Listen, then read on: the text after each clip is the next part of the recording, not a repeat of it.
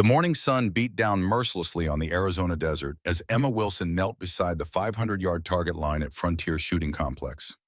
Her small hands moved with practiced efficiency, replacing torn paper targets with fresh ones, a task she had performed countless times over the past 8 months. At 12 years old, Emma was slight for her age, with intelligent, hazel eyes that missed nothing and a quiet demeanor that made her nearly invisible to the military personnel who frequented her father's shooting range. The argument erupted like thunder across the silent desert landscape. "This rifle is completely screwed up." The frustration in Petty Officer Brian Jackson's voice carried clearly across the parched terrain as he slammed down the M40A6 sniper rifle. "I'm telling you, Chief, something's wrong with the scope mount or the barrel. No way I'm missing by that much with proper form." Emma glanced over her shoulder at the cluster of Navy SEALs gathered at the firing line, the distinctive trident emblems on their caps catching the sunlight. She had been observing Jackson for the past hour, noting the fundamental flaws in his technique, the same mistakes she had seen countless civilian shooters make. His breathing was erratic, his grip inconsistently tight, and he was jerking the trigger like he was ringing a doorbell. Master Chief Michael Reynolds' authoritative voice cut through Jackson's complaints. "That M40A6 was zeroed yesterday by Peterson, and he put 5 rounds through the same hole at 300 yards. The equipment isn't your problem." Emma continued her work, trying to remain invisible. Her father had drummed it into her military customers preferred range staff to be seen, not heard. They came to train, not to be coached by civilians, especially not by a 12-year-old girl who looked even younger than her age. The Wilson family had operated Frontier Shooting Complex for 3 years, ever since Jason's medical retirement from the Marine Corps. The transition from Master Gunnery Sergeant with Force Recon to civilian life had been challenging enough without the complications of his service-connected injuries from an IED in Anbar Province. The range provided steady income and allowed him to stay connected to the world of precision shooting he loved. Emma's help, while unofficial and unpaid, made the difference between breaking even and falling behind on the mortgage. "Maybe Jackson needs to go back to basic marksmanship," suggested Chief Petty Officer Sarah Cooper, earning a few chuckles from the other team members. "When's the last time you qualified on a known distance range instead of just doing combat shooting?" Jackson's face reddened as he retrieved the rifle. "I've been shooting longer than half of you have been in the teams. This isn't about fundamentals. It's about equipment failure." From her position at the target line, Emma had a perfect view of the firing positions. She'd watched Jackson settle behind his rifle repeatedly, noting immediately that his body position created instability. His left elbow was positioned too far under the rifle, preventing proper bone support. His cheek weld changed with each shot, meaning his eye alignment with the scope was inconsistent. Most critically, she could see the tension in his shoulders and the way his trigger finger moved in a sharp slapping motion rather than the smooth, straight-back squeeze her father had drilled into her since she was old enough to hold a rifle safely. The SEAL team had arrived just after 0700 in 2 unmarked Suburbans. Their professional gear and quiet efficiency marked them as serious operators. Master Chief Reynolds commanded immediate respect not through volume or bluster, but through the calm competence that marked genuine leaders.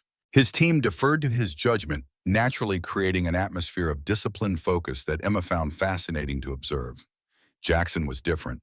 Younger and more aggressive, he carried himself with the swagger of someone still proving he belonged among these elite warriors.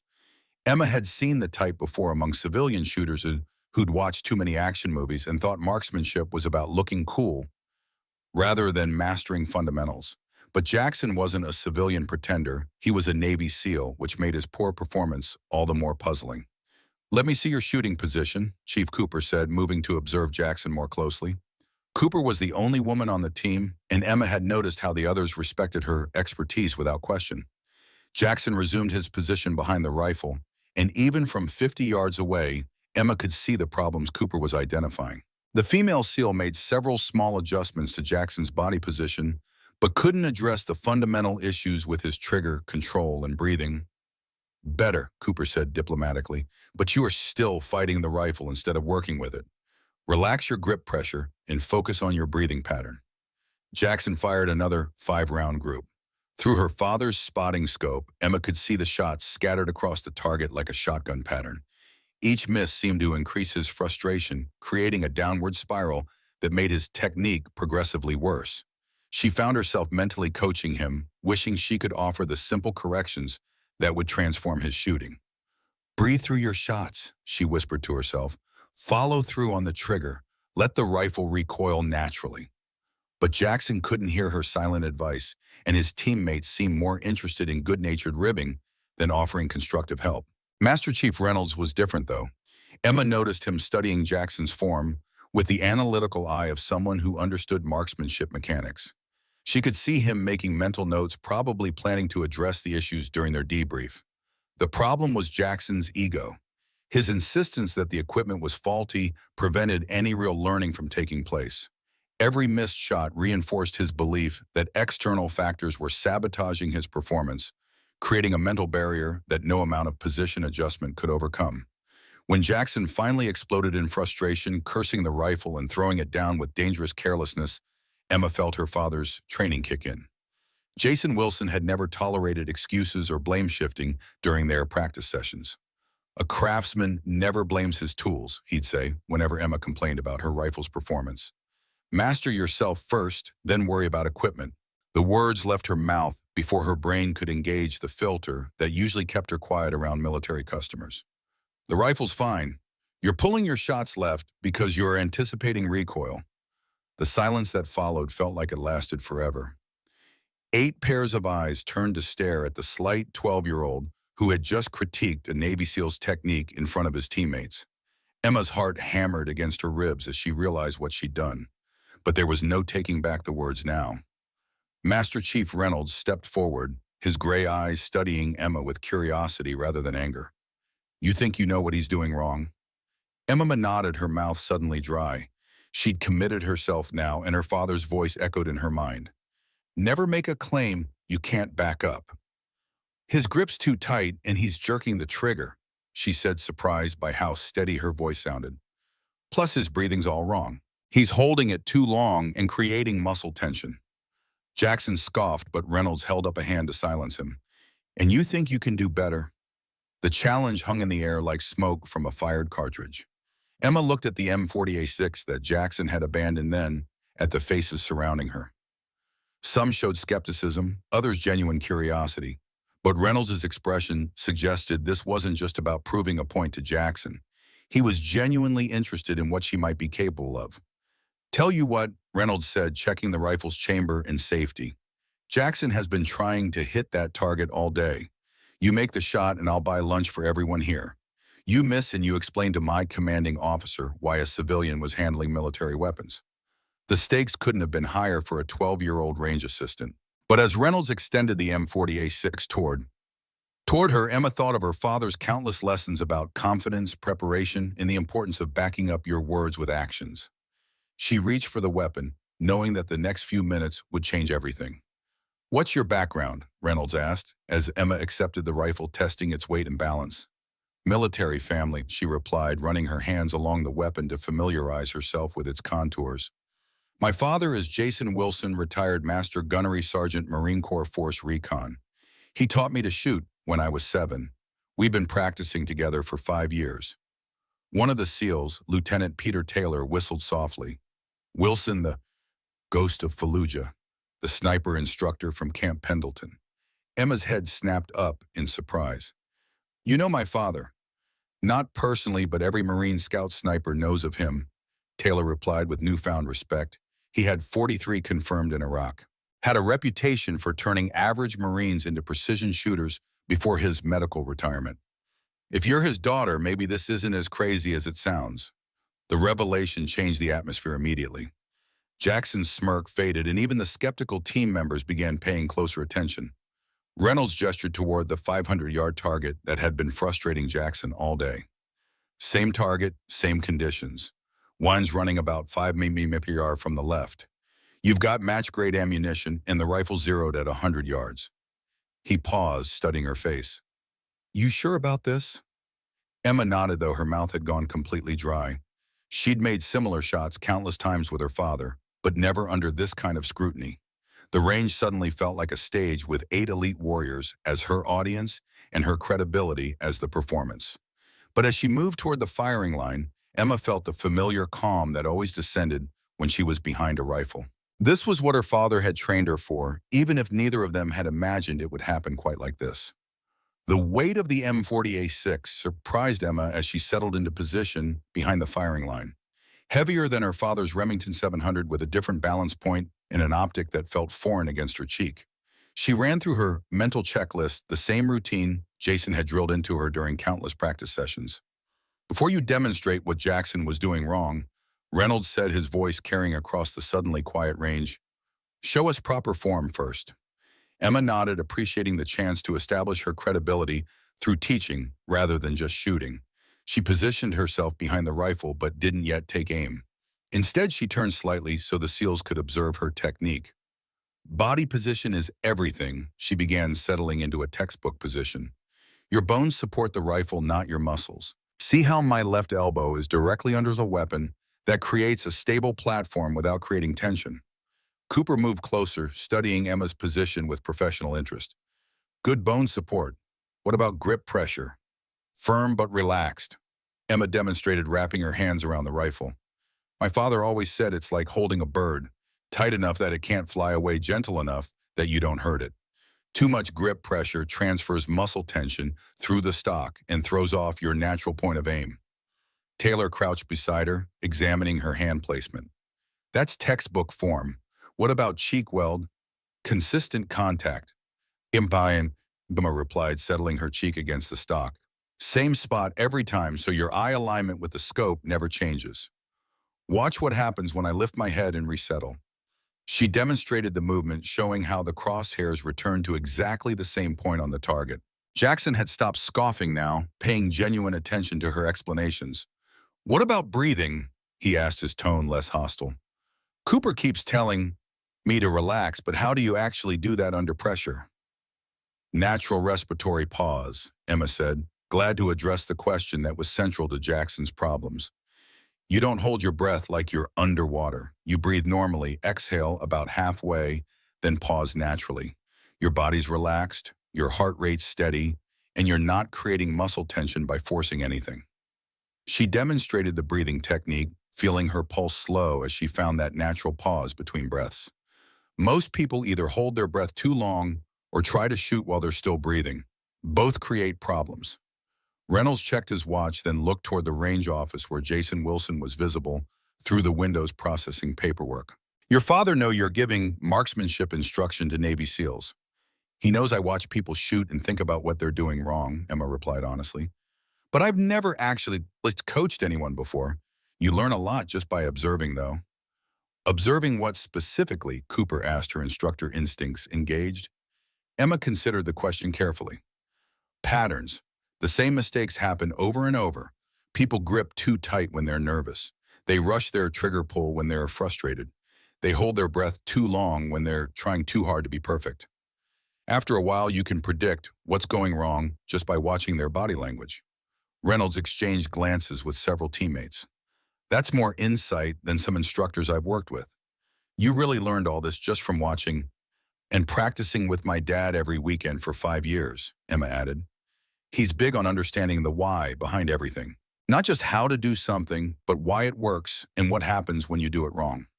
The conversation was interrupted by the arrival of Lieutenant Commander Mark Daniels and Captain Robert Harris, whose staff car pulled up to the range office.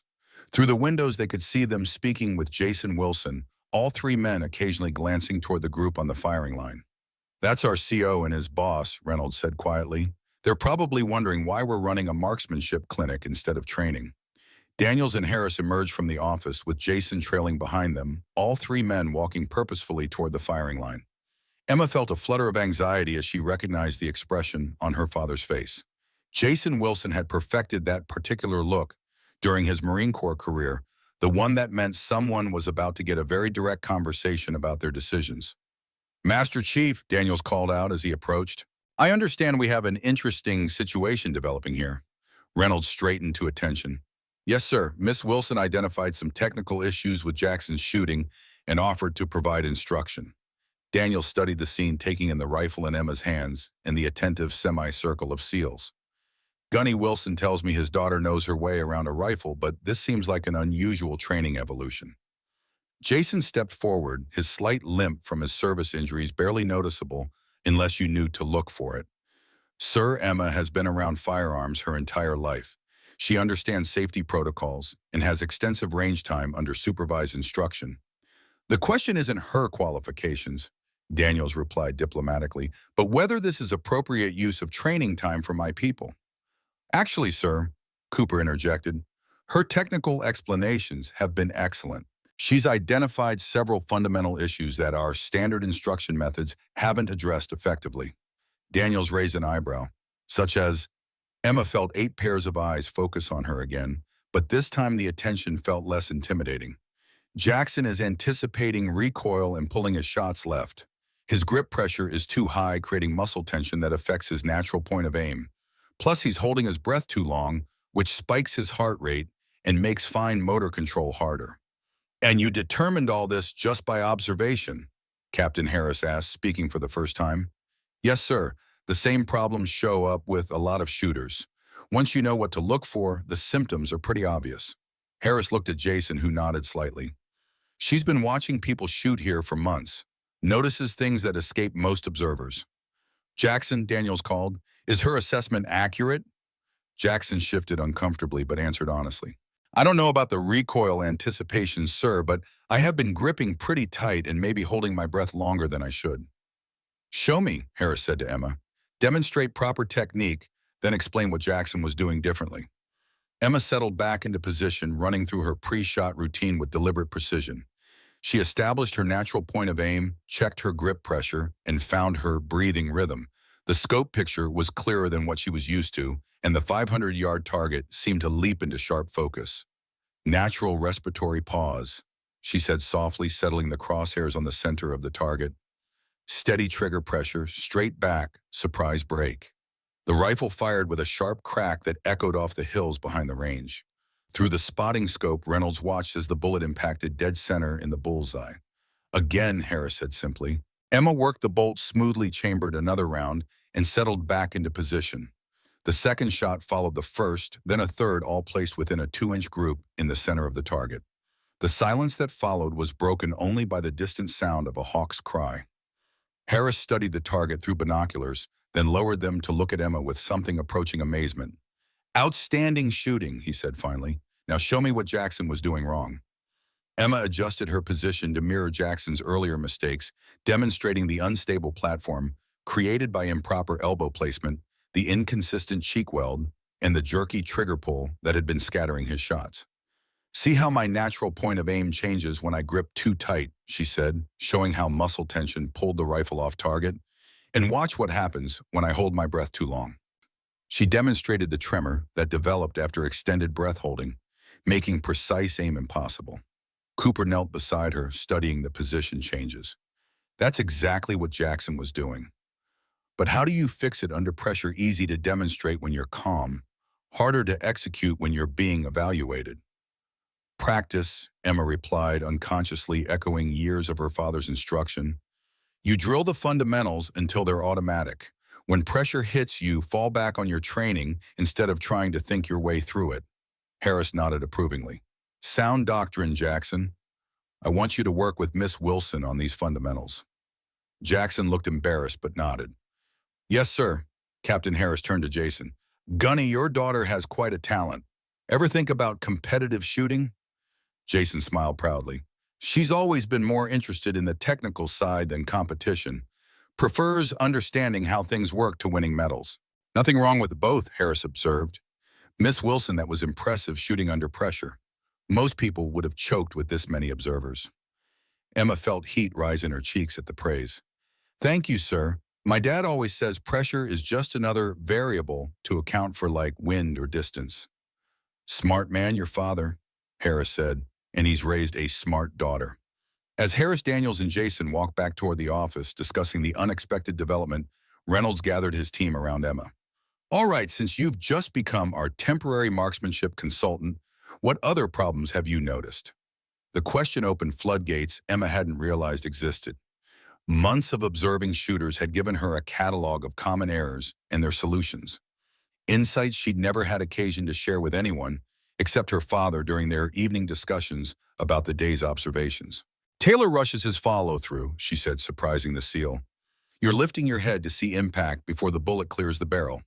That creates inconsistency shot to shot. Taylor blinked in surprise. I do that every shot. You're right, I'm eager to see results. Cooper laughed. She's got you pegged swift. I've been trying to get you to slow down for months. Thompson's got excellent fundamentals, Emma continued, but you're not reading wind consistently. You make perfect corrections for the first shot, then assume conditions stay the same for follow-ups. Guilty, Thompson admitted. What about Peterson? Emma studied Kyle Peterson, the team's designated sniper. You're shooting solid, but you're not breathing between shots on rapid sequences. After the third or fourth round, your precision starts falling off because you're not getting enough oxygen. Reynolds whistled softly. 4 for 4. What else have you noticed? Cooper has the best overall technique, Emma said, earning a pleased smile from the female SEAL. But you favor your right eye so heavily that you're not using your non-dominant eye for ranging and wind reading. It limits your environmental awareness. The critiques continued each observation based on hours of patient watching and analysis. The SEALs found themselves engaged in the most detailed marksmanship discussion they'd had in months, with insights coming from an unexpected source who saw their shooting with fresh eyes unclouded by military doctrine or peer influence. This is like having a shooting coach who's been studying us without us knowing it. Jackson said his earlier hostility completely replaced by genuine interest. How long have you been doing this kind of analysis? Since I started working here, Emma replied. At first it was just curiosity, but after a while you start seeing patterns. Dad encouraged me to think about what I was observing instead of just watching. Reynolds checked his watch and saw they'd been talking for over an hour. We need to get back to scheduled training, but I want to continue this. Miss Wilson, would you be available to work with us regularly? The question hung in the air like a challenge and an opportunity combined. Emma looked toward the range office where her father was visible through the windows, then back at the faces of 8 elite warriors who were asking for her help. I'd like that, she heard herself saying, knowing that her quiet life as an unnoticed range assistant had just ended forever. In the range office, the conversation had taken a more serious turn. Captain Harris sat across from Jason Wilson, his expression thoughtful as he considered what they'd just witnessed. I've been in the Navy for 26 years, Gunny, and I've never seen anything quite like that. Your daughter has a gift. Oh, Jason nodded, a mixture of pride and concern on his weathered face. She's always had an eye for detail and a mind for analysis. Gets it from her mother. Margaret was a physics professor before she passed. I'm sorry for your loss, Harris said. How long ago? 4 years. Cancer. Emma was 8. Daniels, who had been studying a file on his tablet, looked up. Mr. Wilson, we have a situation developing that your daughter might be uniquely positioned to help with. Jason's expression hardened. With all due respect, sir, she's 12 years old. I understand your concern, Harris said, leaning forward. But we're facing a training problem across several special operations units. Marksmanship scores have been declining over the past year, and our standard instructors can't seem to isolate the cause. What I just witnessed suggests that Emma sees things from a different perspective, one that might be valuable. What exactly are you proposing? Jason asked cautiously. Initially just observation and consultation, Harris replied. We'd like Emma to analyze the shooting techniques of several units and provide her insights similar to what she did today with Reynolds' team, but on a somewhat larger scale. Jason shook his head. She's got school, a normal life to lead. We'd work around her schedule, Daniels assured him. Weekends, afternoons, everything properly supervised and age appropriate. And what does she get out of this arrangement? Jason asked, the protective father evident in his tone. Harris smiled slightly. Besides the satisfaction of serving her country, we'd provide appropriate compensation, of course, and access to training resources most civilians never see. The door opened and a weathered man in his late 70s entered without knocking. William Parker had the lean build of someone who had spent a lifetime staying fit and the confident bearing of a man comfortable in his own skin. Sorry to interrupt, Parker said, though his tone suggested he wasn't sorry at all. But I couldn't help overhearing that someone finally noticed what I've been seeing for months. Harris stood to shake the newcomer's hand. Mr. Parker, it's been a while. Captain, Parker acknowledged with a nod. Last time I saw you, you were a lieutenant arguing with me about sight alignment on the Olympic shooting team. Harris chuckled. And you were right as I recall. Usually I'm about shooting matters, Parker said without false modesty. He turned to Jason. You know what they're asking. Jason nodded. They want Emma to consult on marksmanship training. Parker settled into a chair, his movements deliberate but fluid. Let me tell you a story about wasted potential. Back in 1982, I was chosen for the Olympic shooting team. Had talent like your daughter's natural eye, steady hand, analytical mind. Then came Munich. The room grew quiet. The 1972 Munich Olympics were infamous for the terrorist attack that left 11 Israeli athletes and coaches dead. I was part of a response team. Parker continued, his voice steady but distant. Had a shot at one of the terrorists, but I hesitated. Overthought it. Someone else took the shot, but it was too late for some of those athletes. He tapped his fingers on the arm of the chair. Spent the next 40 years wondering what might have been different if I'd trusted my training and taken the shot. He looked directly at Jason. Talent needs purpose, direction. Emma has a gift that could save lives someday, not just by making good shooters better, but by preventing the kind of mistakes that get people killed. Jason ran a hand through his short hair. She's 12, Bill. And smarter than most adults I know, Parker countered, including these Navy boys, no offense. None taken, Harris said with a small smile. Parker leaned forward. Think about Operation Paperclip Jason. After World War II, we brought German scientists to America, some as young as 20, because we needed their expertise to get ahead of the Soviets. Sometimes talent appears in unexpected packages, and conventional rules need to be flexible. You're comparing my daughter to Nazi scientists, Jason asked incredulously. Parker waved his hand dismissively. I'm saying that when someone has unique abilities, it's a waste to ignore them because of arbitrary limitations like age. Emma's no Nazi, she's a patriot's daughter with an extraordinary gift. Let her use it. Jason was silent for a long moment, weighing the arguments. Finally, he sighed. I need to discuss this with Emmy and her mother. Margaret would have wanted her to pursue education first, but she also believed in service. Take the time you need, Harris said, standing. But remember what we saw out there today. That kind of talent doesn't come along often, and we'd be remiss not to nurture it both for Emma's benefit and for the good of the service members who could learn from her. As they left the office, Parker placed a weathered hand on Jason's shoulder. Think of Carlos Hathcock, he said quietly. Jason nodded in understanding. Hathcock was a Marine Corps legend, a sniper with 93 confirmed kills in Vietnam, who had gone on to revolutionize sniper training for generations of Marines. Hathcock faced skepticism too until he proved himself in the field.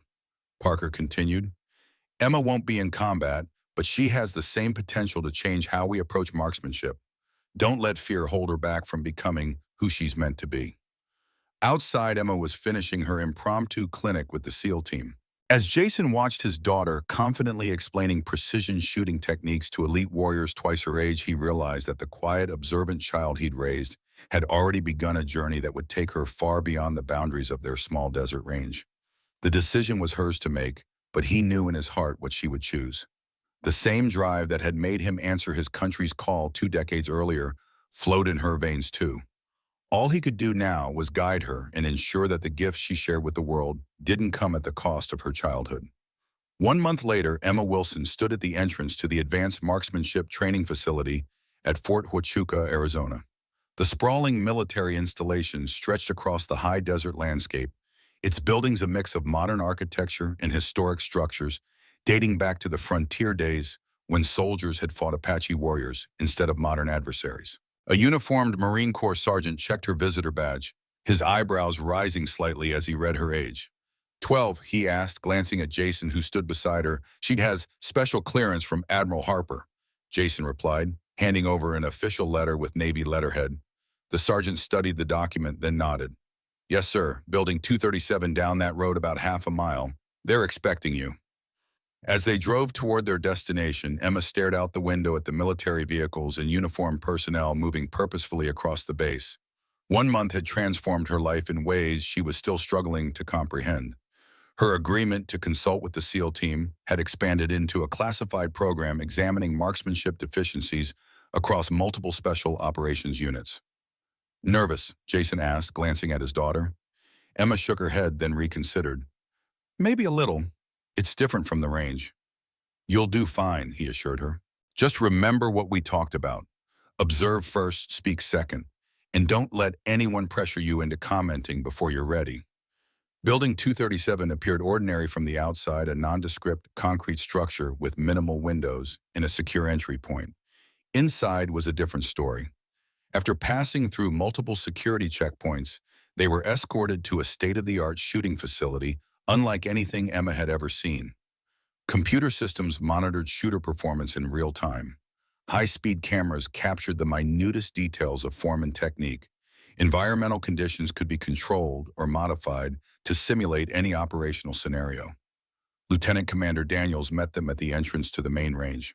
Ms. Wilson, Mr. Wilson, thank you for coming. Admiral Harper sends his regrets. He's been called to Washington unexpectedly, but he's very interested in your findings.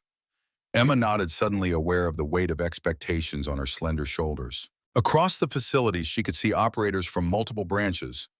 Navy SEALs, Army Special Forces, Marine Force Recon running through precision shooting drills. We've set up a testing protocol, Daniels explained, leading them toward an observation room overlooking the range. Each shooter will run through a standardized course of fire.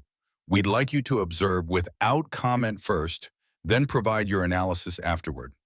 Dr. Amanda Peterson, a civilian psychologist assigned to the program, joined them in the observation room.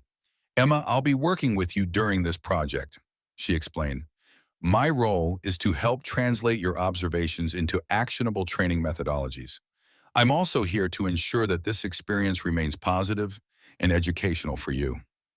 Emma understood the unspoken message. Dr. Peterson was monitoring her psychological response to this unusual situation. At 12, she was decades younger than anyone else involved in the program, and the adults were conscious of the potential impacts on her development. For the next 3 hours, Emma watched shooter after shooter work through complex marksmanship challenges. Her eyes missed nothing: the minute shifts in position, the variations in breathing patterns, the subtle tells that preceded successful shots or frustrating misses. She made notes in a small book Jason had given her, occasionally sketching diagrams to illustrate her observations. Jackson was among the shooters, his performance notably improved since their first encounter. Still, Emma could see inconsistencies in his technique, particularly when the pressure increased during timed exercises. During a break, Reynolds approached Emma in the observation room. "What do you see so far?" he asked without preamble. Emma consulted her notes. There's a pattern across most of the shooters. Everyone's fundamentals are solid until environmental factors change or time pressure is applied. Then the same mistakes appear: inconsistent cheek weld, compressed breathing cycles, anticipation of recoil. Reynolds nodded thoughtfully. We've noticed similar issues but haven't been able to correct them effectively. Any thoughts on why? Emma considered the question carefully. I think it's because most training focuses on the mechanics, not the mental process. My dad always says shooting is 90% mental, but we spend 90% of training time on physical technique. Dr. Peterson, who had been listening quietly, made a note on her tablet. That's an interesting observation. How would you approach training differently? I'd start with the breathing, Emma replied. Not just teaching proper respiratory control, but helping shooters understand how their breathing affects everything else: heart rate, muscle tension, visual clarity. When a shooter gets stressed, breathing is usually the first thing to deteriorate. Cooper, who had joined them during the conversation, smiled. That matches my experience exactly. But how do you train that aspect effectively? Before Emma could respond, the door opened and Jackson entered, his face flushed with frustration from his most recent shooting session. Seeing Emma, he stopped abruptly. Having the kid critique me again, he asked, his tone somewhere between resignation and annoyance. Reynolds shot him a warning look, but Emma responded calmly. Actually, your shooting has improved a lot. Your position is much more stable, and your trigger control is more consistent. Jackson raised an eyebrow, surprised by the positive assessment. Still missing at extended ranges, though. That's because you're still trying to control the shot instead of letting it happen, Emma said. You're thinking too much about the outcome instead of trusting your process.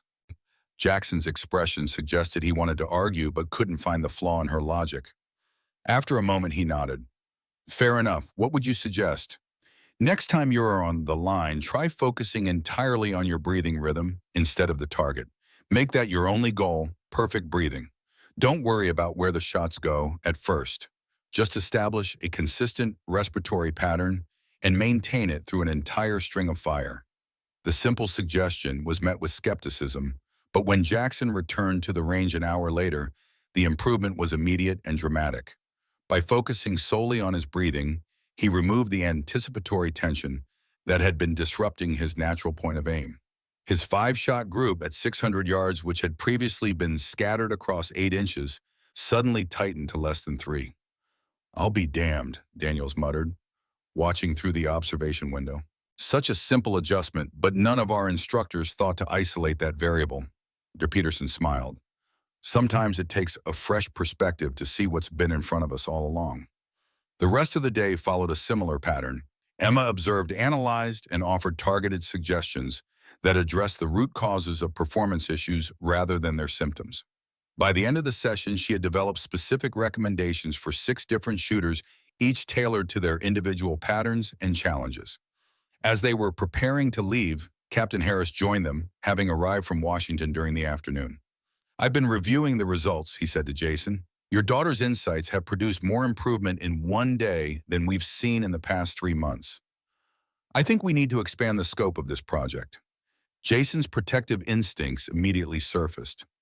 Emma has school and other commitments. This was supposed to be a limited consultation. Harris nodded, understanding. "Of course, but I believe what we're seeing here could have significant implications for operational readiness. I'd like to propose a more formal arrangement, 2 afternoons per week, properly compensated, with full academic support to ensure her schoolwork doesn't suffer." The drive home was quiet, both Emma and Jason lost in thought. The day's events had confirmed what they'd suspected. Emma's analytical abilities were exceptional, perhaps unique, but the implications of that reality were still unfolding. "Dad," Emma finally broke the silence. "Do you think I should do this, the expanded program, I mean?" Jason kept his eyes on the road, carefully considering his response. "That's not a simple question, Em. There's a lot to consider." "Like what?" "Like the fact that you're 12 and this is a serious commitment that would put you in regular contact with operators preparing for dangerous missions. Like the effect it might have on your school life and friendships. Like whether this is something you want because you love it or because you feel obligated."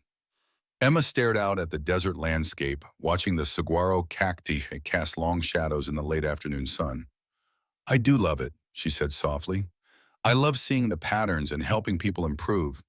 It feels important, you know," Jason nodded. "I do know. That's how I felt about being a Marine. It was hard sometimes, terrible, but it mattered." He glanced at his daughter.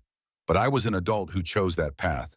You're still a child, Emma, even if your mind works differently than most adults I know." "Mom would want me to use my abilities." Emma said the statement somewhere between a question and an assertion. "She would," Jason agreed, "but she'd also want you to have a balanced life. That's the part I'm concerned about." The conversation was interrupted by Jason's phone ringing through the car speakers. The caller ID displayed Desert Ridge Middle School, Emma's school. "Mr. Wilson," Principal Nancy Thompson's voice filled the car. "I'm calling because we need to schedule a meeting about Emma's situation. Several teachers have expressed concerns about recent changes in her focus and social interactions." Jason sighed. "I understand, Ms. Thompson. When would you like to meet?" "Tomorrow morning, if possible. The sooner we address this, the better for Emma's academic progress." After ending the call, Jason glanced at his daughter. "See what I mean about balance? Your teachers are already noticing changes." Emma looked down at her hands. "It's not because of the consulting work. It's because the other kids found out about it. Someone's parent works on the base and heard about the child prodigy helping train special forces. Now everyone treats me like I'm a freak." Jason's hands tightened on the steering wheel. This was exactly what he'd feared, the isolation that could come from being different. He'd seen it happen to exceptional soldiers who couldn't relate to civilians after deployment. How much harder would it be for a 12-year-old girl already dealing with the normal challenges of adolescence? "We'll figure it out, Em," he promised, reaching over to squeeze her shoulder. "Whatever we decide about the military work, we'll make sure you have what you need to thrive in all areas of your life." Emma nodded, but her expression remained troubled. She was old enough to understand that being extraordinary came with a price, one that was becoming increasingly apparent as her unique abilities drew more attention. The meeting with Principal Thompson the next morning confirmed Jason's concerns. Seated in the administrative conference room with Emma's teachers, guidance counselor, and the principal herself, he listened as they described changes in his daughter's behavior and academic engagement. Emma has always been an exceptional student, Ms. Rodriguez, her math teacher, explained, but lately she seems distracted, almost impatient with the material. When called upon, she gives correct answers, but without the thoughtful engagement we've come to expect from her. Mr. Bennett, her science teacher, nodded agreement. I've also noticed she's become more isolated socially. Where she used to work well in group settings, she now seems to prefer working alone. When paired with classmates, she often takes over projects rather than collaborating. Margaret Wilson would have had insightful questions and thoughtful responses to these observations. Jason felt her absence keenly in moments like this, when Emma's development presented challenges beyond his experience. He did his best to channel what his wife might have said. Emma's been through some significant changes recently, he acknowledged. The consulting work has exposed her to adult environments and responsibilities that are challenging her to grow in new ways. But I agree that balance is essential. Principal Thompson folded her hands on the table. Mr. Wilson, while we certainly support Emma's unique opportunities, our concern is that she's living in two worlds, an adult professional environment and a childhood educational setting. The cognitive dissonance between those worlds can create significant developmental challenges. Emma, who had been listening silently, finally spoke up. It's not the cognitive dissonance that's the problem, she said, the technical term sounding incongruous from a 12-year-old. It's that I'm learning things that matter in one setting and being asked to focus on things that feel meaningless in the other. The blunt assessment created an uncomfortable silence. Jason suppressed a smile, recognizing Margaret's directness in their daughter. David Martinez, the school counselor, leaned forward. Emma, can you give us an example of what feels meaningless to you now? Emma hesitated, not wanting to be disrespectful. Last week in social studies, we spent 3 days on a poster project about state capitals that could have been completed in an hour. Meanwhile, I'm helping people learn skills that might save their lives someday. She looked down. It's hard to get excited about colored markers and memorization after that. Principal Thompson exchanged glances with the other educators. This is precisely the concern I mentioned. Emma is comparing professional, high-stakes adult work with age-appropriate educational activities. It creates a false dichotomy that devalues important developmental experiences. Jason understood the principal's point, but he also recognized the truth in Emma's assessment. The standard curriculum at Desert Ridge Middle School hadn't been designed for a mind like hers, and the contrast between her military consulting and school experiences was becoming increasingly problematic. What do you suggest? He asked. Emma's abilities are real, and the opportunity to use them meaningfully is important for her sense of purpose and self-worth. Martinez had been reviewing a file during the conversation. Now he looked up with a thoughtful expression. Have you considered Westfield Academy for Advanced Studies in California? It's a specialized school for exceptionally gifted students. The curriculum is individually tailored, and students are encouraged to pursue real-world applications of their knowledge. California is a long way from Arizona, Jason said, surprised by the suggestion. It's a boarding school, Martinez clarified. But they have an extraordinary track record with students like Emma children, whose intellectual development has outpaced their age peers. The environment allows them to be challenged academically while still developing socially with other gifted children. Emma's eyes widened at the mention of boarding school. The idea of leaving home hadn't occurred to her despite the challenges she was facing. Dad, she began, uncertainty clear in her voice. It's just a suggestion to consider, Jason assured her. No decisions need to be made immediately. The meeting concluded with an agreement to explore additional options and reassess Emma's situation in a few weeks. As they walked to the car, Jason could see his daughter processing the conversation, her analytical mind already weighing the implications. I don't want to go to boarding school, she said finally. I want to stay here with you and keep working with the teams. Jason opened the car door for her. I know, Em, but we need to think about the long term, not just what feels right in the moment. Your education matters too. The military work is educational, she argued as they drove away from the school. I'm learning things no classroom could teach me. True, Jason conceded, but there's more to education than practical knowledge. There's also learning how to think critically, how to communicate effectively, how to work with others who think differently than you do. He glanced at her. Your mom would want you to have all of that, not was specialized expertise in one area. The mention of Margaret sobered Emma. Her memories of her mother had begun to fade, but she remembered clearly the value Margaret had placed on education. As a physics professor at the University of Arizona, she had believed passionately in the power of knowledge to transform lives. I'll try harder at school, Emma promised. I don't need to go away to some special academy. Jason nodded but couldn't shake the feeling that they were approaching a crossroads where difficult choices would need to be made.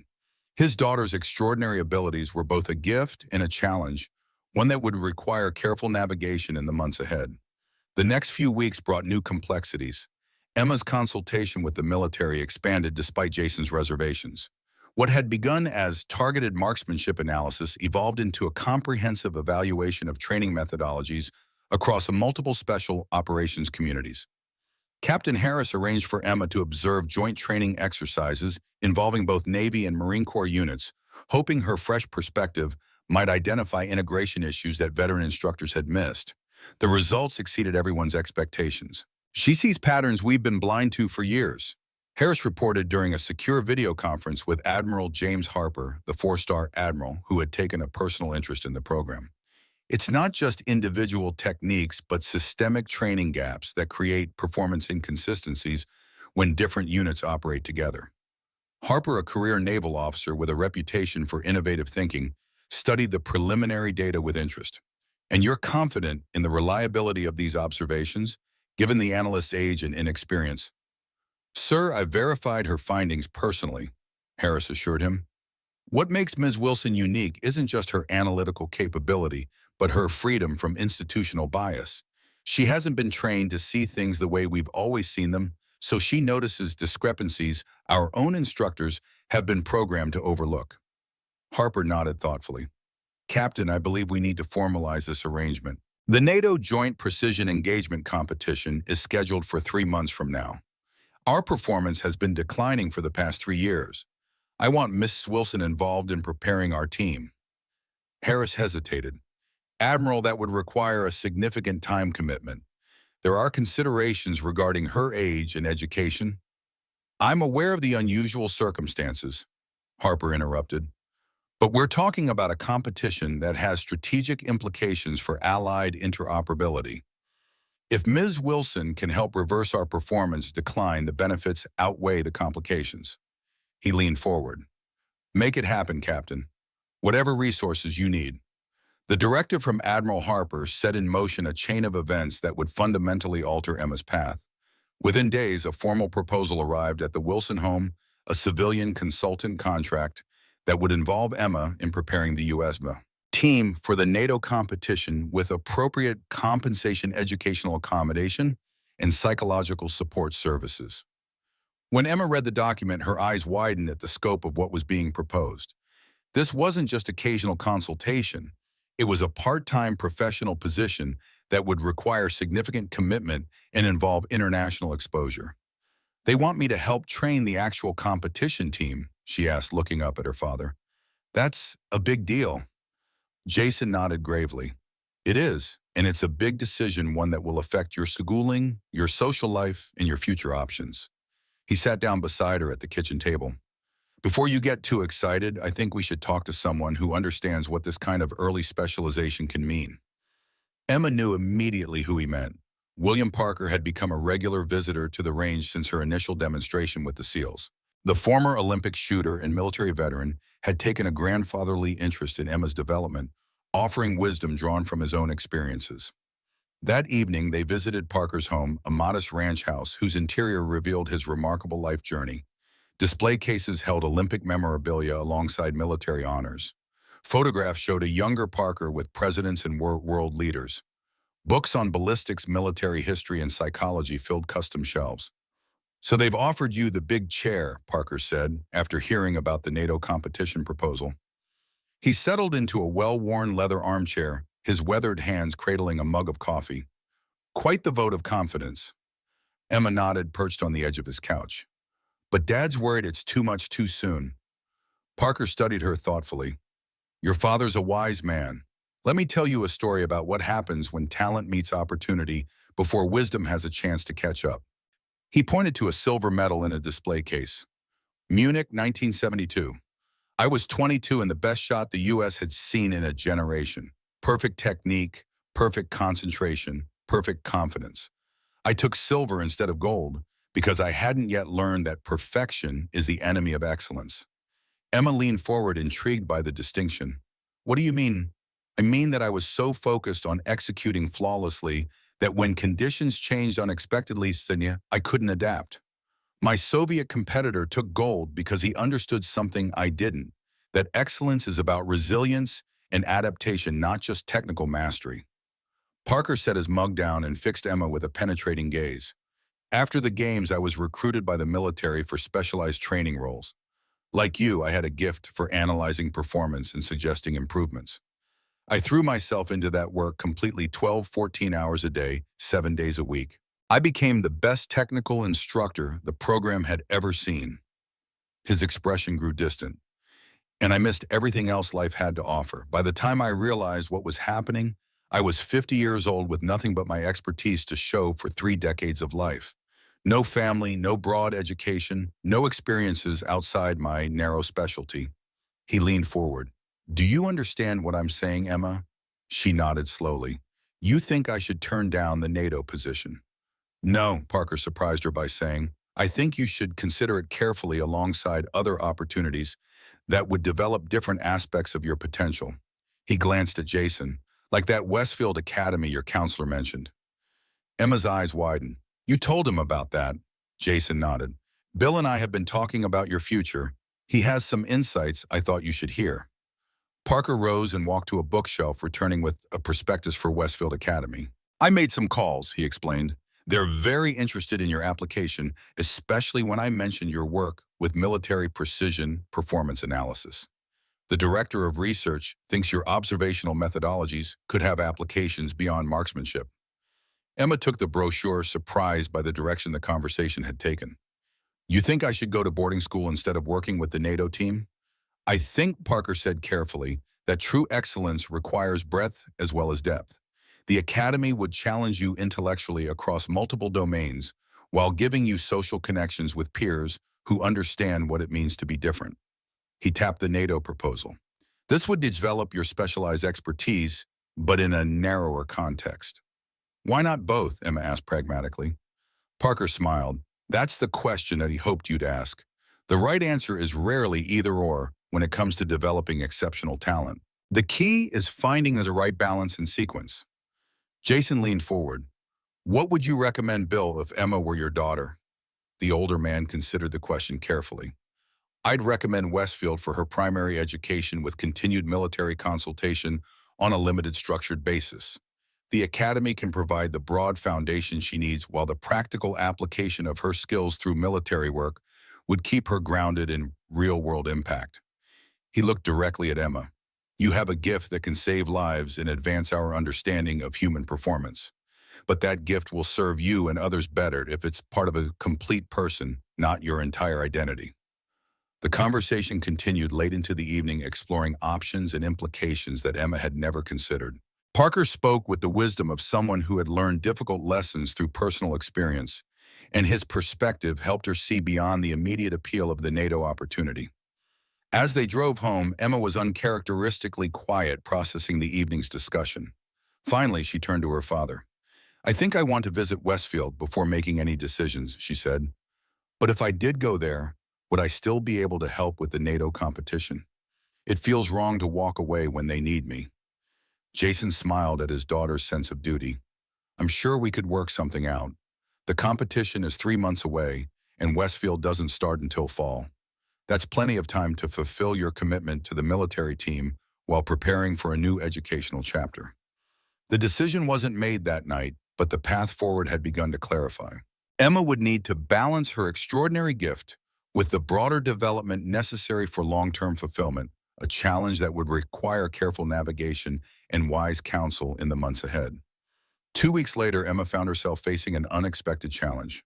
Captain Harris had arranged for her to observe nighttime precision shooting exercises at Fort Huachuca, where SEAL Team 6 and other units were training with night vision equipment. The session was meant to give her insight into the unique challenges of operating in low-light conditions with specialized equipment. Emma had been studying the technical specifications of the PVS-14 and PVS-31 night vision devices the teams were using, understanding their capabilities and limitations.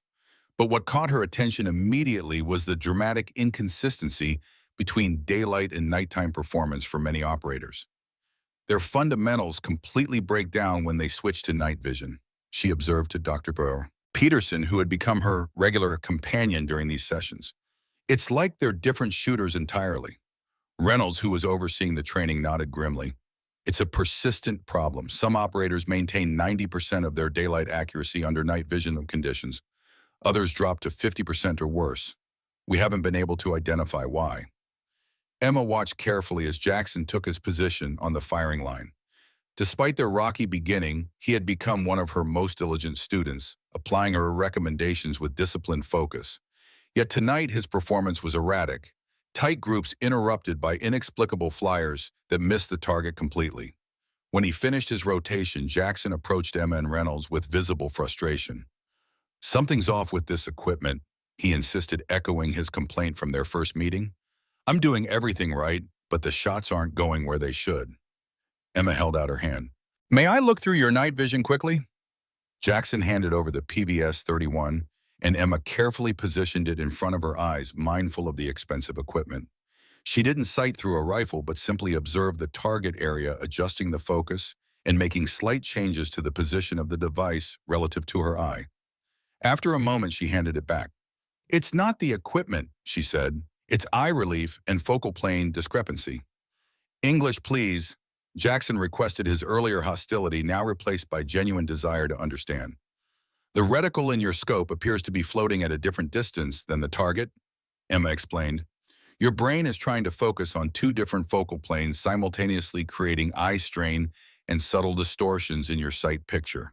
The longer you shoot, the worse it gets because your eye muscles fatigue." Reynolds looked skeptical. "We've been using this equipment for years. Why hasn't anyone identified this problem before?" "Because most instructors focus on the shooting fundamentals, not the perceptual experience," Emma suggested. "They're looking at body position, trigger, control, and breathing, all the things that matter in daylight shooting. But night vision creates a completely different visual reality that affects how your brain processes what you're seeing." Cooper, who had been listening nearby, stepped forward. "She's right. I can feel the eye strain she's describing, but I always assumed it was just part of using night vision." "What's the solution?" Emma considered for a moment. "Try adjusting your eye relief, the distance between your eye and the ocular lens. Move the scope slightly closer or farther until the reticle and target appear to exist in the same focal plane. It may take some experimentation to find the sweet spot, but once you do, the visual conflict should resolve." The suggestion was met with some skepticism, but the results were immediate and dramatic. When Jackson applied the adjustment, his next string of fire showed consistent precision that matched his daylight performance. One by one, other operators experimented with Emma's recommendation, each finding the optimal eye position for their individual vision. "Unbelievable," Reynolds muttered, reviewing the improvement in hit percentages. "A simple adjustment that none of our instructors ever considered. This could significantly impact our night operation capabilities." The success of the night vision revelation elevated Emma's standing within the military training community, but it also intensified the pressure to commit fully to the NATO competition preparation. Admiral Harper personally called Jason to emphasize the importance of Emma's continued involvement. "Mr. Wilson," the Admiral's authoritative voice came through the speakerphone in Jason's office at the range. "The insights your daughter has provided are transforming our approach to precision engagement training. The night vision breakthrough alone could save lives in actual operations." Jason acknowledged the impact but remained protective of Emma's broader development. "Admiral, we appreciate the opportunity, but we're also considering Emma's educational future. Westfield Academy has offered her a full scholarship with a specialized research track." There was a pause on the line. "I understand the appeal of such an institution," Harper said carefully, "but consider this. The NATO competition represents a chance for Emma to make an immediate, tangible difference in military readiness across allied nations. Westfield will always be there, but this opportunity is time-sensitive. The conversation left Jason troubled.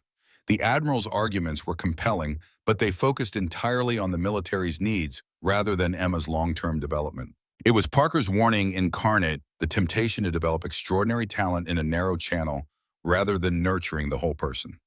That evening, an unexpected visitor arrived at the Wilson home.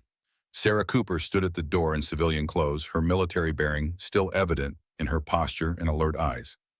"Chief Cooper," Jason greeted her, surprised by the unannounced visit. "Is everything all right?" "Mr. Wilson," she nodded. "I was hoping to speak with both you and Emma, if that's possible. It's about the NATO preparation and Westfield decision." Jason invited her in, curious about her purpose. Cooper had become something of a mentor to Emma over the past weeks, the female SEAL offering both professional guidance and personal perspective that Jason as a father couldn't provide. Emma emerged from her room equally surprised by Cooper's presence. "Chief Cooper, is something wrong with the training program?" Cooper smiled, shaking her head. "Nothing's wrong. I'm here unofficially as someone who cares about your future." She sat down in the living room, declining Jason's offer of coffee. "The team has been talking about your situation, the choice between full NATO preparation and Westfield Academy." Emma glanced at her father, then back to Cooper. "What does the team think?" Cooper's response was unexpected. "We think you should choose Westfield." The statement hung in the air, contradicting everything Admiral Harper had emphasized earlier that day. Emma's expression reflected her confusion. "But the Admiral said the NATO competition is critical for Allied interoperability, that my help could make a significant difference." "The Admiral isn't wrong," Cooper acknowledged, "but he's looking at the military's immediate needs, not your long-term development." She leaned forward, her expression earnest. "Emma, what you've done for us is remarkable. You've identified problems that experienced instructors missed for years. You've improved performance across multiple units. But that gift of yours will only grow stronger with broader education and diverse experiences." Jason studied Cooper with newfound respect. "I'm surprised to hear this perspective from a military professional." Cooper smiled slightly. "The best operators aren't just technically proficient. They're well-rounded, critical thinkers who can adapt to changing circumstances. That comes from broad education and diverse experiences, not just specialized training." She looked directly at Emma. "Westfield can give you that foundation. The NATO work will always be there when you're ready." "But I'd be letting everyone down," Emma protested. "Walking away when they need me." "You wouldn't be walking away unless, Reynolds said from the doorway where he'd been listening quietly. Jason hadn't even noticed the Master Chief's arrival with Cooper. "You'd be investing in becoming even more effective in the future." Reynolds entered and sat beside Cooper. "Emma, military service is about long-term commitment to excellence, not short-term glory. The best thing you can do for the teams, for the country, is to develop your full potential, not just your marksmanship analysis skills, but all your capabilities." The unexpected support from the very professionals who benefited most from her specialized work shifted Emma's perspective dramatically. If these elite operators, people whose lives literally depended on precision performance, believed Westfield was the right choice, perhaps the decision wasn't as difficult as it had seemed. That night, after Cooper and Reynolds had left, Emma sat at the kitchen table with her father, the Westfield brochure open between them. "I think I want to visit the campus," she said finally. "If it feels right, maybe that's the path I should take, at least for now." Jason nodded, relief evident in his expression. "I think that's wise, Em. And remember, this isn't an either-or choice. You can still complete the NATO preparation while planning for Westfield in the fall." Emma nodded, her expression thoughtful. "Dad, do you think Mom would approve of this decision?" Jason felt the familiar ache that accompanied memories of Margaret. "Your mother believed in developing the whole person, mind, body, and spirit. She would want you to have the most comprehensive education possible, not just specialized expertise." He smiled gently. "She'd be incredibly proud of what you've accomplished, but she'd also want you to become more than just a marksmanship analyst." The decision wasn't final yet, but Emma's path was becoming clearer. The extraordinary talent that had been discovered on a desert shooting range would now be nurtured through both specialized application and broader educational development. A balanced approach that promised to develop not just her unique gift, but the complete person behind it. 3 months into her experience at Westfield Academy for Advanced Studies, Emma Wilson faced her first serious academic challenge during Dr. Catherine Morgan's advanced calculus examination. The mathematical concepts that had once seemed intuitive now demanded levels of abstract thinking that pushed the boundaries of even her exceptional capabilities. As she stared at differential equations that refused to yield to her usual analytical approaches, Emma experienced genuine intellectual frustration for the first time in years. "Time remaining is 15 minutes, Dr. Morgan announced, her voice echoing through the silent examination room, where 16 students wrestled with problems designed to test the limits of their mathematical understanding. Emma forced herself to breathe steadily, applying the same mental discipline she'd used during high-pressure shooting situations. But mathematical theory operated by different rules than ballistics calculations, requiring conceptual leaps that couldn't be solved through careful observation and incremental adjustment. Walking out of the examination room without complete confidence in her performance felt foreign but strangely liberating. For months, she'd carried the weight of being exceptional in every situation she encountered. Academic struggle reminded her that growth required venturing beyond areas of established competence. "How did it go?" asked Lucas Chen, her study partner, whose gift for theoretical mathematics complemented her practical problem-solving approaches. "Terrible," Emma replied honestly. "I think I solved maybe 60% of the problems correctly. Some of those differential equations might as well have been written in ancient Greek." Lucas's expression showed surprise rather than sympathy. "You realize that 60% would probably be the second highest score in the class, Doctor. Morgan's exams are designed to be impossible to complete perfectly." The revelation that struggle was expected rather than exceptional helped Emma adjust her perspective on academic performance. At Desert Ridge Middle School, anything less than perfect scores had felt like failure. Here, partial success represented normal progress through genuinely challenging material.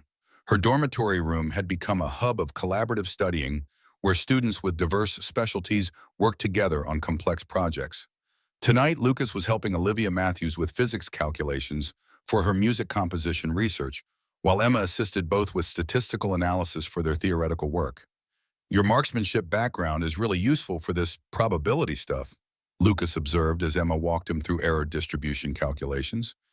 "You understand how small variables affect outcomes because you've seen it happen in real shooting situations." "It's all about accounting for uncertainty," Emma agreed. "Whether you're calculating wind drift or modeling mathematical probabilities, you have to recognize that perfect prediction is impossible, but systematic analysis can improve your accuracy." The collaborative atmosphere had transformed Emma's understanding of learning from a solitary activity into a social process. Her previous educational experiences had emphasized individual achievement and competition, but Westfield encouraged knowledge sharing and mutual support in ways that enhanced everyone's capabilities. Dr. Morgan had arranged for Emma to participate in a research project with the university's biomechanics laboratory, where her observational skills were being applied to athletic performance analysis. The work involved studying video footage of Olympic shooters to identify technical factors that distinguished elite performers from merely excellent ones. "Your ability to spot subtle pattern differences is remarkable," noted Dr. Morgan, the principal investigator who supervised Emma's research contributions.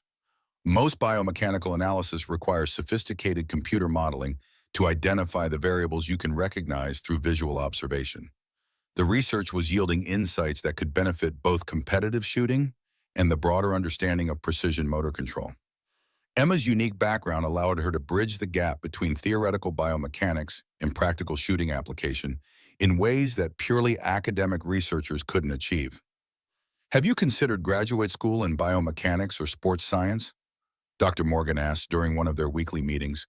"Your combination of practical expertise and analytical ability would be valuable in advanced research environments."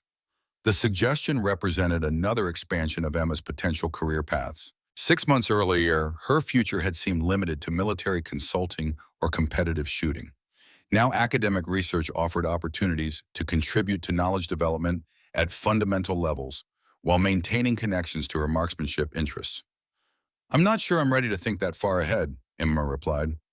Right now, I'm still learning how to be a student again after months of being treated as a professional consultant. The transition from expert to novice had required significant psychological adjustment. At the base, her opinions had carried weight, and her recommendations had influenced important decisions. At Westfield, she was once again learning foundational concepts and accepting guidance from instructors whose expertise exceeded her own. That's actually a strength, Dr. Morgan observed. Students who have experienced professional responsibility often appreciate education more deeply than those who have only known academic environments. You understand how knowledge translates into practical application. Thursday afternoon brought Emma's weekly video call with the SEAL team, a tradition that had developed to maintain their professional relationship despite her academic commitments. The conversations provided updates on their training progress while giving Emma insights into how her former colleagues were adapting her methods. Jackson has been teaching your diagnostic techniques to the new team members, Master Chief Reynolds reported through the computer screen. His improvement has been so dramatic that Command wants him to develop formal instruction protocols based on your approaches. That's great.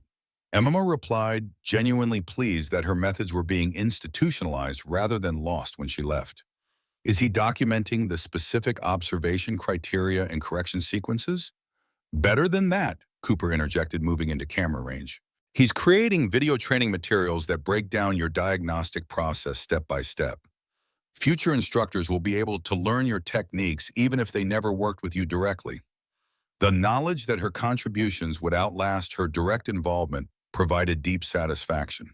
Academic study was beginning to show Emma how individual insights could be developed into systematic knowledge that benefited many people across extended time periods. Any updates on your research work? Reynolds asked, clearly interested in how her academic projects connected to their shared marksmanship interests. Emma described her biomechanics research and its potential applications to military training. We're finding that elite shooters have subtle differences in muscle tension patterns that affect stability and consistency. The research might lead to training modifications that could improve performance across all skill levels. Could you present those findings to our training command? Reynolds asked, always looking for evidence-based approaches to performance improvement.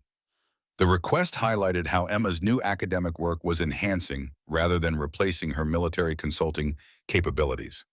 Instead of choosing between education and professional application, she was learning to integrate both approaches in ways that strengthened her contributions to each field. Friday evening study sessions had become a cherished routine where Emma and her dormitory friends tackled homework while sharing insights from their diverse academic pursuits.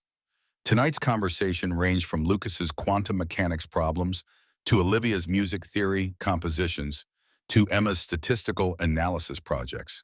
It's weird how everything connects, Olivia observed while working on a piece that incorporated mathematical relationships into musical structure. The patterns I'm studying in harmonics are similar to the wave functions Lucas deals with in physics, which relate to the oscillation patterns Emma tracks in shooting stability. That's the point of this place, Lucas added, looking up from his differential equations. They want us to see connections between different fields instead of thinking in isolated specialties. The interdisciplinary approach was opening Emma's mind to possibilities she'd never considered. Her precision analysis skills developed through marksmanship observation were proving applicable to problems in engineering, medicine, and pure mathematics. Each application revealed new dimensions of capability she hadn't known she possessed. The integration of her military consulting experience with her academic development seemed to be proceeding smoothly until an unexpected call shattered the balance she'd been carefully cultivating. Admiral Harper's voice was tense when he reached her on a secure line that had been established for their occasional communications. Ms. Wilson, we have a situation that requires your immediate attention. The NATO Joint Precision Engagement Exercise in Germany is experiencing systematic accuracy degradation across multiple Allied units. Our standard diagnostic protocols have failed to identify the cause. Emma's pulse quickened at the urgency in the Admiral's tone. Sir, I'm in the middle of midterm examinations. Is there someone else who could? We've tried our best, instructors, Harper interrupted. This isn't a typical training issue. 5 different nations all experiencing the same performance degradation simultaneously. It has strategic implications for Allied readiness. We need your observational capabilities on site as soon as possible. The request represented exactly the kind of commitment Emma had hoped to avoid while establishing herself at Westfield. Her academic progress was finally gaining momentum. Her research project was at a critical stage, and her social connections were developing positively. Leaving now even temporarily could disrupt everything she'd worked to build. Admiral, I understand the seriousness of the situation, but I've made commitments here that are important to my development. There was a pause on the line. When Harper spoke again, his tone was more measured. Ms. Wilson, I wouldn't ask if the circumstances weren't extraordinary. This situation affects operational readiness for forces that may deploy to active conflict zones. Your diagnostic capabilities could prevent casualties by identifying problems before they manifest in combat situations. Emma closed her eyes, feeling the weight of responsibility. People's lives could depend on her ability to identify patterns that others had missed. Could she justify prioritizing her academic convenience over such a consequence? Let me speak with Dr. Morgan and my father, she said finally. I'll need to make arrangements if I'm going to travel. Harper's relief was audible. Thank you, Ms. Wilson. We'll handle all logistics. A military transport can be arranged within 24 hours. After ending the call, Emma sat in silence, considering the implications of the request. The weight of national security rested uncomfortably on the shoulders of a 14-year-old girl who just hours earlier had been struggling with calculus problems. Dr. Morgan's reaction to Emma's dilemma was unexpected. Rather than discouraging the interruption to her studies, the professor saw an opportunity.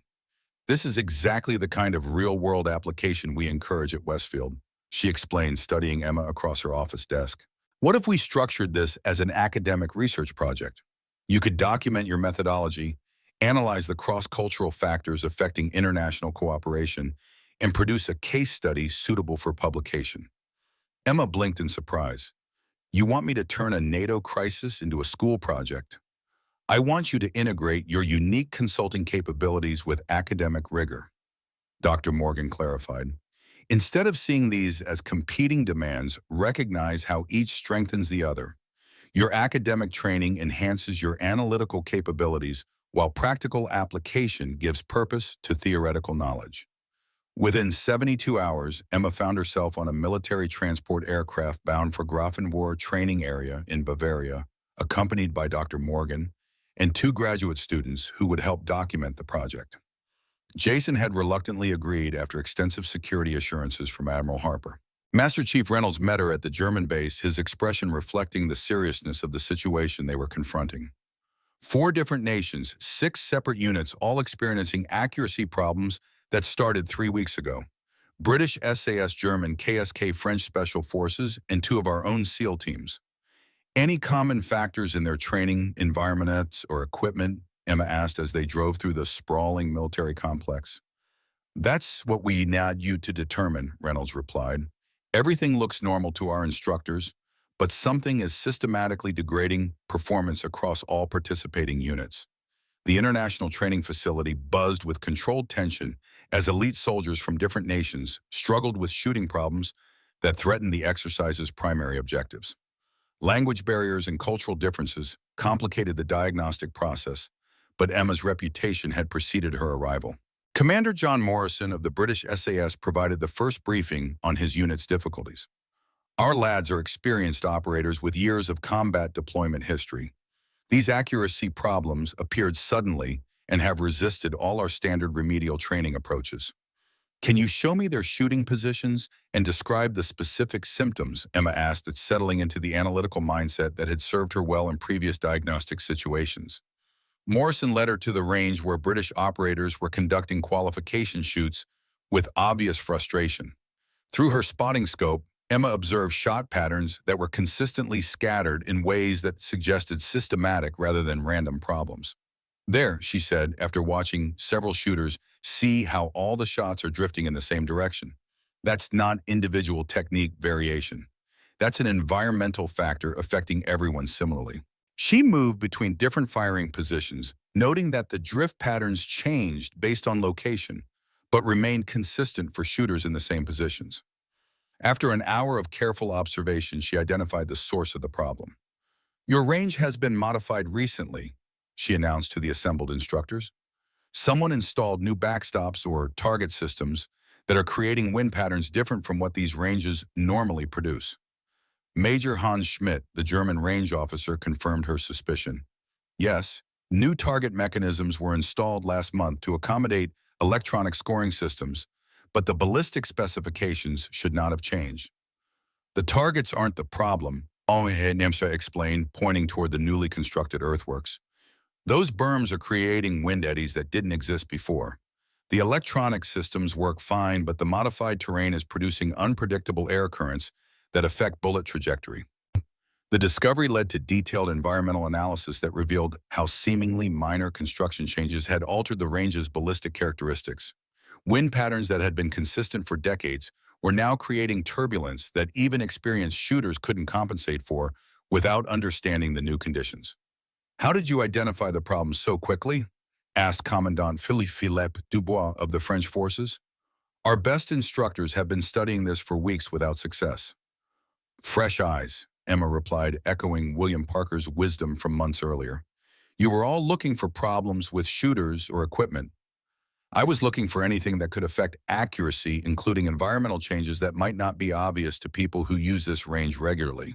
The solution required cooperation between engineering units and range management to modify the berms in ways that restored predictable wind patterns without compromising the new electronic scoring capabilities. Within 2 days, accuracy problems that had threatened the entire exercise were resolved through systematic environmental analysis. But the technical solution represented only part of Emma's assignment.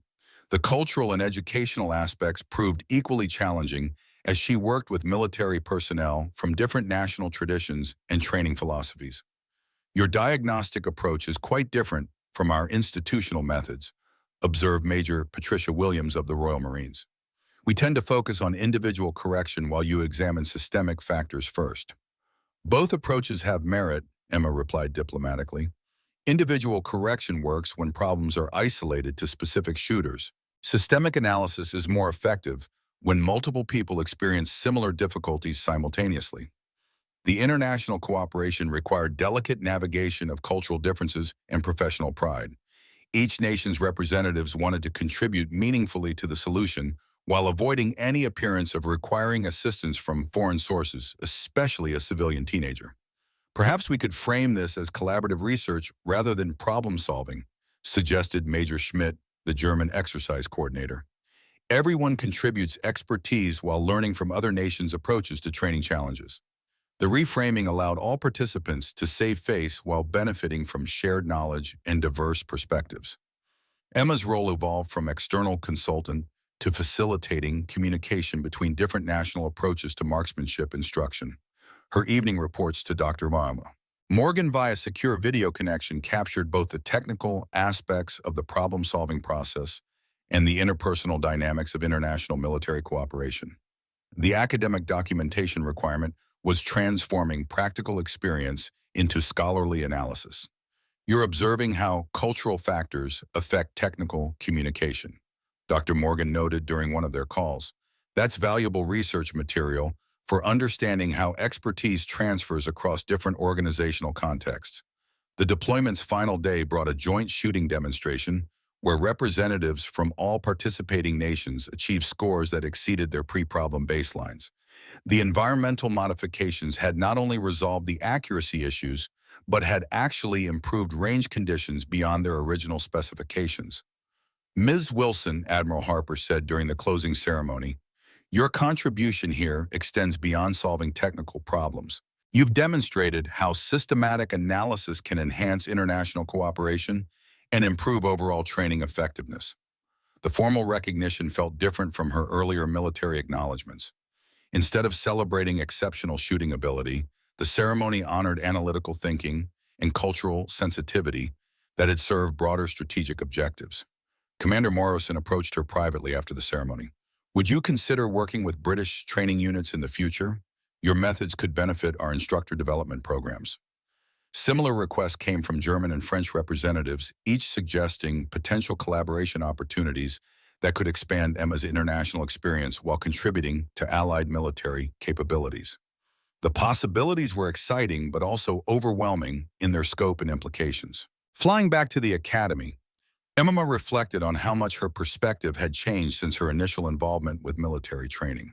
The shy girl who had corrected a SEAL's technique had evolved into someone whose expertise was sought by international military commands for complex problem-solving missions. But the deployment had also reinforced the value of her educational path. The cultural analysis and systematic documentation required by the Academy had enhanced her technical contributions while developing capabilities that pure military consulting couldn't provide. "How do you feel about the experience?" Dr. Morgan asked when Emma returned to campus. "Grateful for the opportunity, but also relieved to be back in an environment where I can focus on learning instead of being expected to have all the answers," Emma replied honestly. The sentiment captured her growing understanding that expertise carried both privileges and burdens. Being recognized as exceptionally capable created expectations that could become limiting if not balanced with continued learning and development. Her dormitory friends welcomed her back with curiosity about the international deployment, but their questions focused more on the cultural and educational aspects than the technical details of her military work.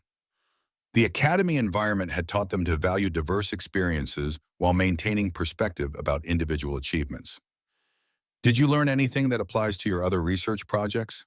Olivia asked, genuinely interested in how military problem-solving connected to Emma's biomechanics studies. "Actually, yes," Emma replied, realizing that the cross-cultural communication challenges paralleled issues in interdisciplinary research. When people from different backgrounds try to solve problems together, you have to find common language and shared frameworks that everyone can understand and contribute to. The insight would influence her approach to future academic collaborations, military consulting, and the integration of diverse perspectives that had become central to her developing identity as both student and expert. 2 years later, Emma stood behind the familiar 500-yard firing line at Frontier Shooting Complex. The dusty Arizona landscape stretched to the horizon unchanged despite the many transformations in her own life. At 16, she had grown taller, her adolescent awkwardness giving way to poised confidence that belied her age. The frightened 12-year-old who had nervously corrected a SEAL's shooting technique was now a recognized authority on precision performance analysis, whose research papers were cited by military training commands and academic institutions alike. Lieutenant Amy Richardson, a Marine Corps officer whose unit had specifically requested Emma's diagnostic services for their pre-deployment training, adjusted her position behind her M40A6. "You're anticipating recoil and pulling left." Emma observed her voice carrying the quiet authority developed through dozens of similar consultations. "Plus, your breathing pattern is creating muscle tension that affects consistency." Richardson lowered her rifle and turned with obvious frustration. "Ma'am, I've been shooting for 8 years. My qualification scores are consistently above average." "Above average isn't the standard we're pursuing," Emma replied, gently settling into the teaching approach that had evolved through countless hours working with military personnel. "Your unit is deploying to an environment where precision could mean the difference between mission success and catastrophic failure." The exchange highlighted how dramatically Emma's role had evolved since her Westfield graduation 6 months earlier. Now 16 and armed with advanced degrees in both biomechanics and applied mathematics, she operated as an independent contractor whose services were sought by military units across multiple branches and allied nations. Dr. Morgan, her former academy instructor, who now served as her academic advisor, observed the training session from the range office. The relationship had shifted from teacher-student to professional collaboration as they worked together on research projects that applied Emma's practical insights to theoretical frameworks. "Her teaching methodology has become remarkably sophisticated," Dr. Morgan noted to Jason, who remained involved in range operations while supporting his daughter's expanded consulting practice. "She's developed systematic approaches to instruction that could revolutionize how military marksmanship training is conducted." Richardson's improvement over the 3-day intensive course demonstrated the effectiveness of Emma's evolved methods. Instead of simply correcting individual errors, she now provided comprehensive analysis that addressed physical technique, psychological preparation, and environmental adaptation as integrated systems. "How do you maintain precision under combat stress?" Richardson asked during their final session, clearly recognizing that her instructor possessed knowledge beyond typical civilian shooting expertise. The same way you maintain any complex skill under pressure, Emma replied, drawing from insights developed through years of working with elite military units. You practice until fundamental techniques become automatic. Then you train your mind to trust your training when conditions become challenging. The conversation was interrupted by the arrival of Colonel Jessica Rivera, the Marine training commander, who had arranged Richardson's instruction. Her presence indicated that this consultation carried implications beyond individual skill development. So, Wilson, Colonel Rivera said after observing the final shooting sequence, I've received reports about your diagnostic methods from multiple commands. There's interest in having you develop formal instruction protocols that could be implemented across our entire sniper training program. The proposal represented another expansion of Emma's influence, moving from individual consultation to institutional change that could affect hundreds of military personnel. The opportunity was professionally exciting, but also carried responsibilities that required careful consideration. That would be a significant undertaking. Emma replied, thinking about the complexity of translating her intuitive diagnostic approaches into teachable methodologies. It would require extensive research testing and validation to ensure the methods work across different learning styles and experience levels. Which is why we'd want to partner with your academic colleagues, Colonel Rivera continued. This could become a joint military academic research project with implications for training effectiveness across all precision shooting applications. Dr. Morgan stepped forward, clearly interested in the research possibilities. Such a project would provide excellent opportunities for controlled studies of learning effectiveness and skill transfer.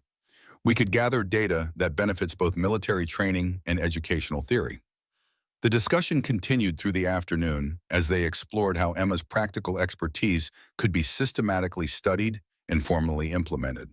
The conversations touched on funding sources, research protocols, and the timeline required for comprehensive development and testing. I'm interested, Emma said finally, but I want to maintain my direct training work alongside any research projects. The institutional development is important, but I don't want to lose touch with individual instruction and the insights that come from working directly with students.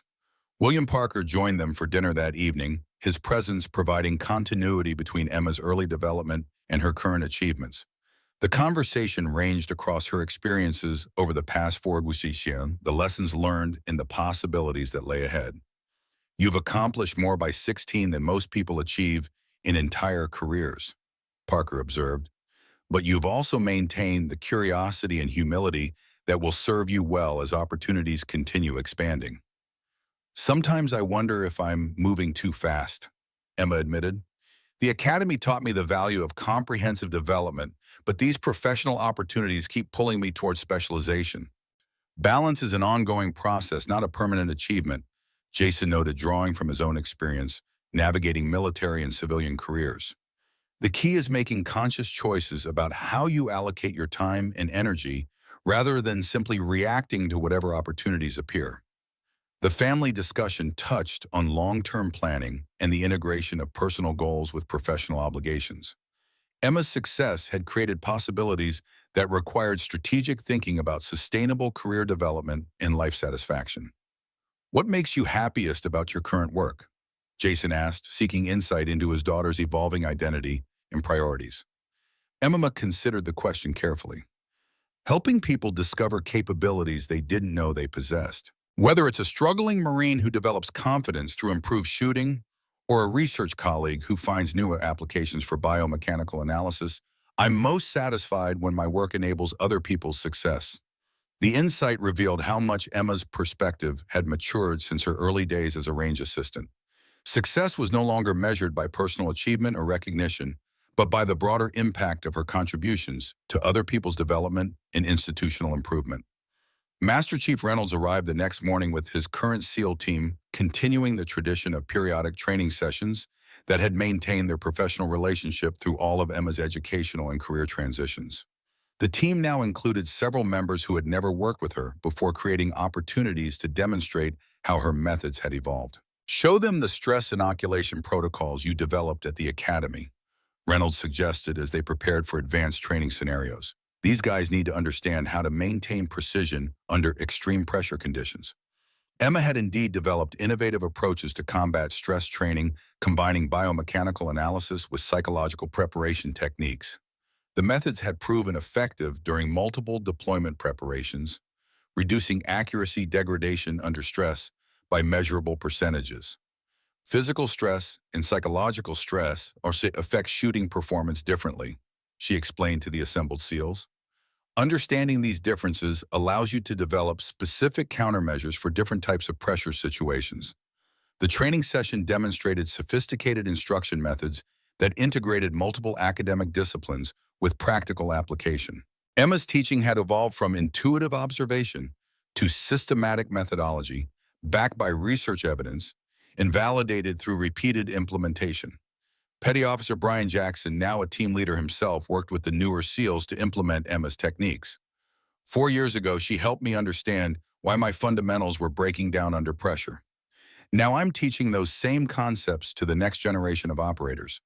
The continuity pleased Emma enormously. Her methods were being perpetuated not just through formal instruction programs, but through the personal teaching of people whose own performance had been enhanced by her contributions. That afternoon brought a video conference with international colleagues from her Germany deployment, now expanded into an ongoing research collaboration, examining cultural factors in military training effectiveness. The project had attracted academic interest from multiple universities and military institutions. Your cross-cultural analysis methodology is being adopted by NATO training commands, reported Dr. Mueller from the German Defense Research Institute. The framework you developed for identifying cultural barriers to technical communication has applications beyond marksmanship instruction. The recognition that her work had influenced institutional approaches to international cooperation felt more significant than individual awards or personal achievements, contributing to broader understanding that could improve military effectiveness across allied nations, represented the kind of meaningful impact she'd always sought. As evening approached and the day's activities wound down, Emma found herself alone at the 500-yard line where everything had begun 4 years earlier. The target stands looked identical, but her perspective on their significance had transformed completely. The 12-year-old, who had corrected a SEAL's technique, possessed natural ability and keen observation skills, but limited understanding of how individual expertise could serve broader purposes. The 16-year-old returning to the same location brought academic knowledge, international experience, and systematic approaches to developing others' capabilities. Jason joined her at the firing line carrying the custom rifle the SEALs had presented to her years earlier. "Want to take a few shots for old time's sake?" he asked. Emma accepted the weapon, settling into the familiar position with movements that had become automatic through thousands of hours of practice. But instead of focusing solely on personal accuracy, she found herself analyzing her own technique with the same systematic approach she applied to instruction. The 3 shots formed a tight group in the center of the target, demonstrating that her fundamental skills remained sharp despite expanded responsibilities and diverse interests. But more importantly, the shooting process reinforced her understanding of how individual competence connected to broader contributions. "What are you thinking about?" Jason asked as they walked back toward the range office. "Integration," Emma replied after considering her father's question. "How to combine personal excellence with service to others, individual achievement with institutional improvement, specialized expertise with comprehensive understanding." The balance that had seemed so elusive during her early academy days now felt attainable through conscious effort and strategic choices. Success meant maintaining multiple capabilities simultaneously rather than choosing between competing priorities. "Any regrets about the path you've taken?" Jason asked. "None," Emma answered immediately. "Every choice has led to opportunities I couldn't have imagined when I made it. The academy prepared me for research and international work. The military consulting developed practical expertise and cultural awareness. The combination creates possibilities that neither path alone could have provided." As they secured the range for the evening and prepared to head home, Emma reflected on how much had changed since that pivotal morning when Jackson's frustration had prompted her first intervention. The girl who had been afraid to speak up had become someone whose voice carried influence across military institutions and academic disciplines. But the transformation hadn't required abandoning her original identity or fundamental values. She remained Jason Wilson's daughter, committed to precision and continuous improvement. She still found satisfaction in helping others discover their capabilities and overcome limitations. The scope of her influence had expanded, but the core motivations that drove her work remained unchanged. Looking toward the future, Emma saw possibilities that extended far beyond any single achievement or recognition. The research projects, international collaborations, and institutional development work all pointed towards sustained impact that could benefit countless people across decades of contribution. The 16-year-old leaving Frontier Shooting Complex that evening carried with her everything the 12-year-old had brought to the same range 4 years earlier: curiosity, determination, and the courage to speak up when she had something valuable to contribute. But she also carried wisdom about balance, patience, and the understanding that true excellence meant building others' success alongside her own achievements. The journey that had begun with a simple observation about anticipating recoil had evolved into something far more significant than anyone could have predicted. And as Emma settled into the car for the drive back to their home, she knew that the most important chapters of that story were still waiting to be written. "Did I ever tell you about Carlos Hathcock?" Jason asked as they drove away from the range, the setting sun painting the desert in gold and crimson. Emma smiled. "The Marine sniper from Vietnam. With 93 confirmed kills. You've told me that story many times." Jason nodded, eyes on the road. "What I never told you was how much controversy surrounded him when he first started teaching after the war. The old guard didn't want to listen to his new ideas. They had their established methods and resisted change." "What changed their minds?" Emma asked, though she suspected she knew the answer. "Results," Jason replied simply. Hathcock's students consistently outperformed those trained with traditional methods. Eventually, the evidence became too compelling to ignore. Emma understood the parallel her father was drawing. "You think that's what's happening with my methods?" "I know it is," Jason said. "What started as a 12-year-old girl correcting a Navy SEAL has become a systematic approach that's changing how elite units train worldwide. That's a legacy that will endure long after any individual achievement." As they pulled into their driveway, the stars beginning to appear in the desert sky, Emma felt a profound sense of purpose. The path forward wouldn't always be clear or easy, but she had the foundation, the support, and the perspective to navigate whatever challenges lay ahead. The little girl who had once been invisible while changing targets had become a young woman whose insights were reshaping training doctrines across national boundaries. But more importantly, she had become someone who understood that her greatest contribution wasn't what she could accomplish alone, but what she could help others achieve through her unique gifts. And that, she realized, was the true measure of excellence: not just mastering skills, but using them to elevate others. Not just solving problems, but teaching others how to solve them for themselves. Not just achieving personal recognition, but creating systems and approaches that would continue improving performance long after she had moved on to new challenges. As William Parker had said, excellence wasn't a destination, but a journey. Emma's journey had only just begun, but already its impact was rippling outward in ways that would transform precision performance training for generations to come. The legacy of the sharpshooter wasn't measured in targets hit, but in lives improved and capabilities enhanced. By that standard, Emma Wilson's contribution was just beginning to be felt. A legacy built not on what she could do herself, but on what she could help others achieve. That, she decided as she stepped from the car into the warm Arizona evening, was a journey worth continuing, one careful observation and deliberate improvement at a time. 3 months after the Marine Corps consultation, Emma received a secure communication from NATO Allied Command Operations. A new international precision performance initiative had been approved, with Emma Wilson specifically requested to lead its development. The International Marksmanship Innovation Program, Colonel Rivera explained during their video call, will be the first globally standardized training methodology for precision operators. NATO leadership wants to integrate your biomechanical analysis approach with tactical doctrine across all member nations. Emma studied the detailed proposal. This wasn't just another consulting opportunity. It represented institutional transformation on a global scale. "We're allocating resources to establish permanent training centers in Belgium, Germany, and the United States," the NATO operations director added. "Each facility will implement your integrated stress adaptation protocols while gathering performance data from diverse operational environments." What truly captured Emma's attention was the program's educational component.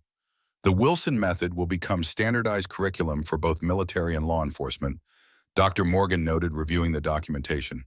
Your approach to integrating psychological preparation with physiological performance monitoring is unprecedented. The evidence of her impact became clear during a demonstration at Fort Bragg 2 weeks later. A Marine Scout sniper team trained with Emma's protocols maintained 97% of their baseline accuracy under extreme environmental stress, nearly double the previous standard.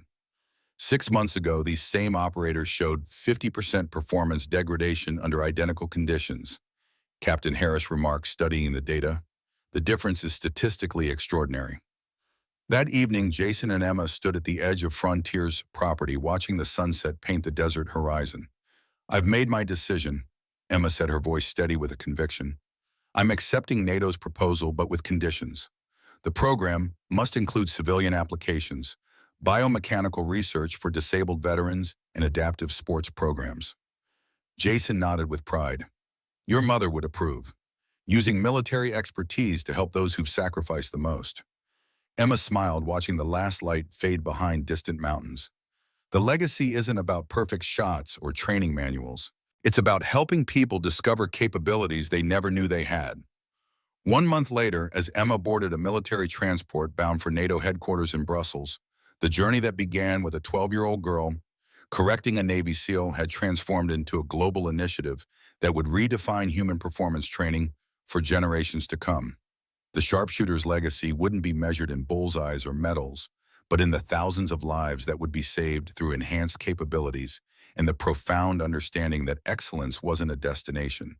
It was a path of continuous improvement that anyone could follow with the right guidance.